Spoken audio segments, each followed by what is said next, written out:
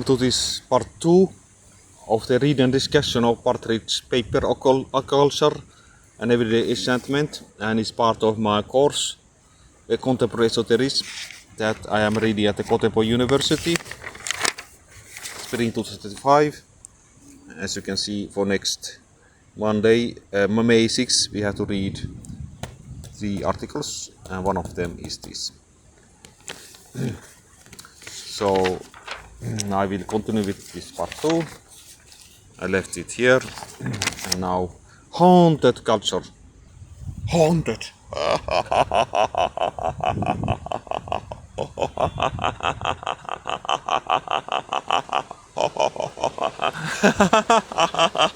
Without wanting to overcomplicate the analysis, there is a confluence here with certain aspects of Derrida's thinking regarding hauntology. Of course, he was articulating ideas quite distinct from those discussed in this chapter, in that, irrespective of terminology used, Derridian hauntology has little to do with enchantment.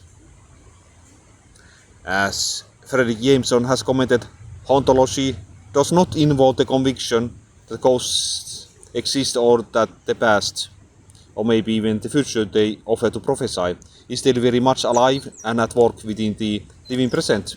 All it says is that the living present is scarcely as self-sufficient as it claims to be, that that we would do well not to count on its density and solidity, which might under exceptional circumstances betray us. All it says is that the living present is scarcely as self-sufficient as it claims to be. Okay, I think that is the key phrase. That hauntology is, we could say, is the definition of hauntology is that the living present is scarcely as self-sufficient as it claims to be. This last point brings us directly to Campbell's question about why many of our contemporaries find enchanted meaning systems plausible, while death may have been replaced by a fascination which with surface in the late modern world. Nevertheless, the cultural fact remains that there is a dodged suspicion regarding privileged interpretations of the living present. Consequently, to return to Hela's point, the secular seems scarcely as self-sufficient as it claims to be. Indeed, here is the point repeated.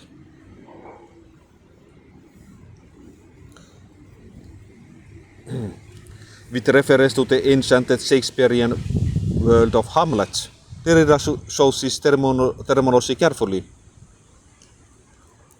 Hauntology replaces near homonym ontology.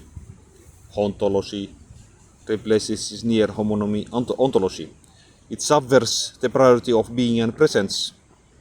It undermines the stability and certainties of morality with the figure of the ghost as that which is neither present nor absent, neither deceased nor living. What is a ghost? What is the effectivity or the presence of a spectre? That is, of what seems to remain as ineffective, virtual, insubstantial as a simulacrum. In quotation from Derrida. I quote it again. What is a ghost? What is the effectivity or the presence of a spectre? That is, of what seems to be as ineffective, virtual, insubstantial as a simulacrum.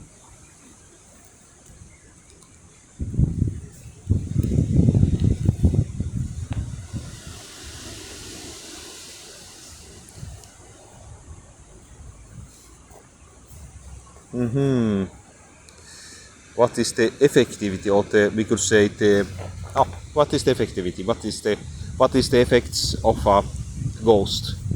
What are the effects of a ghost?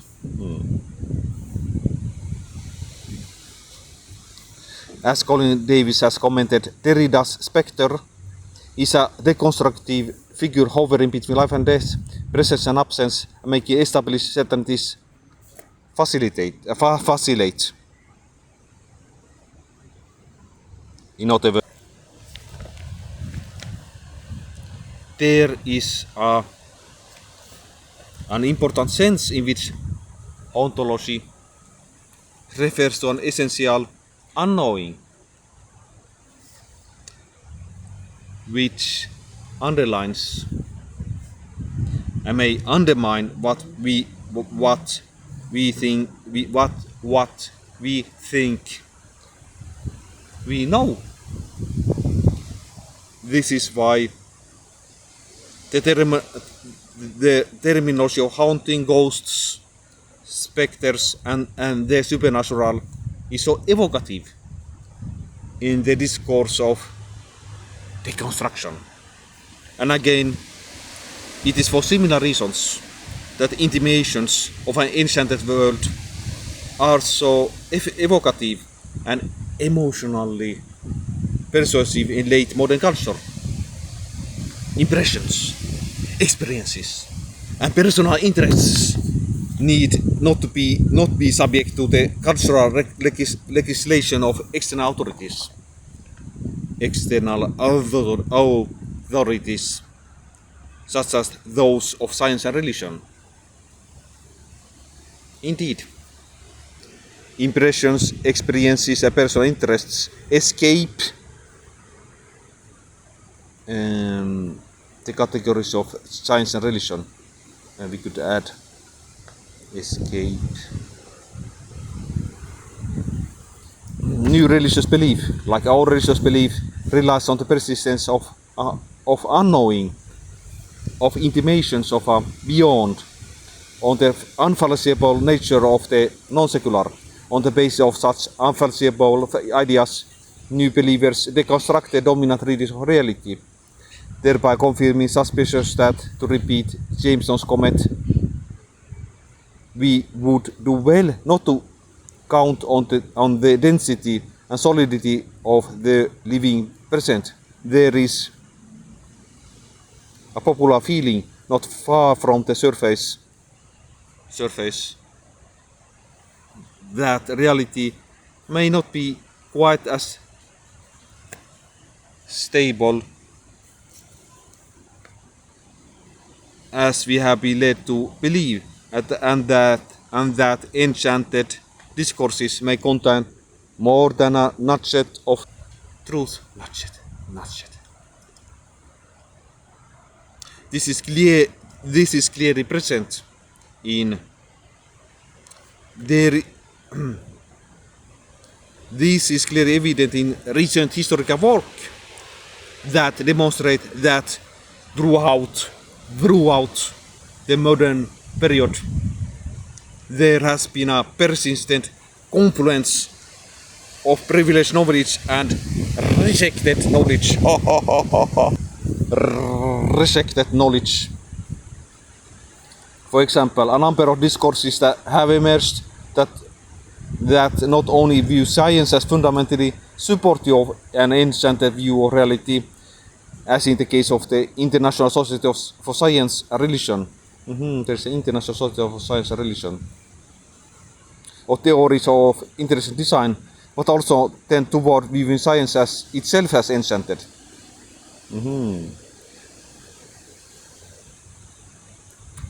For example, in the 1970s, there were several popular New Age science texts that posited an apparent harmony.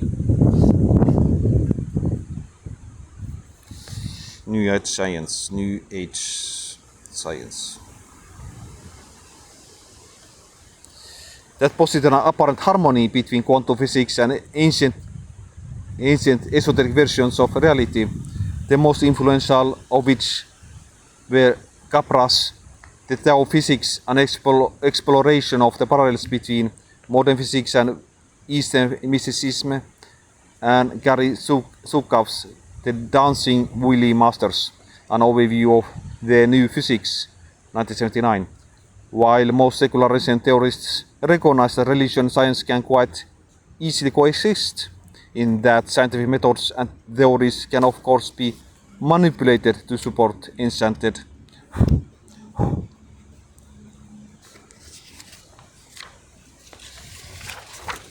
versions of reality. They make the important point that science and technology have encouraged rationalist orientation towards the world. It is this more subtle influence of science that contributes to overall disenchantment. However, while few would deny the force of this general Weberian thesis, the argument here is that more work needs to be done in order to understand the persistent openness to enchantment in the modern world and the related resistance to the secularizing power of science and technology. It is this sacralizing bias that is the mark of a haunted culture, and that makes absolute disenchantment unlikely. It does so because while there is a general acceptance of scientific construction of reality and the methodologies employed, there is also a suspicion encouraged by the scientific method itself regarding the absoluteness of those constructions. This suspicion allows the ghosts of enchantment to manifest. The theory of our culture goes some way to explaining why enchanted constructions of reality still haunt modern life worlds. However, before turning to our culture, a few further points need to be made about the prevailing cultural context.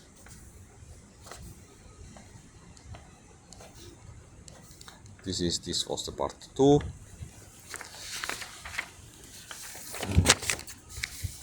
Haunted culture. This was a very interesting chapter by Christopher Partridge.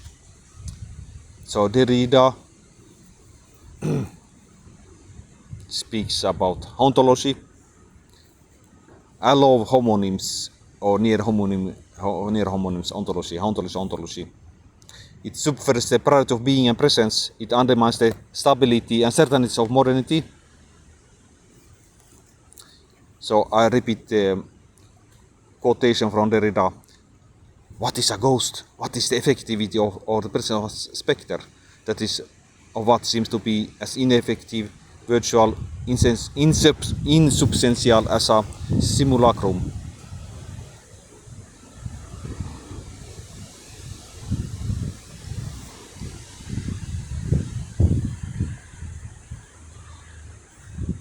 So I think is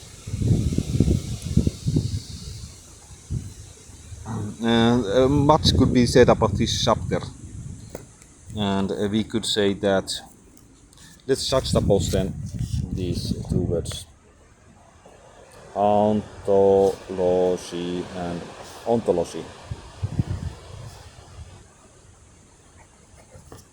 And let's say if we put H in parentheses, then we have almost complete hauntology.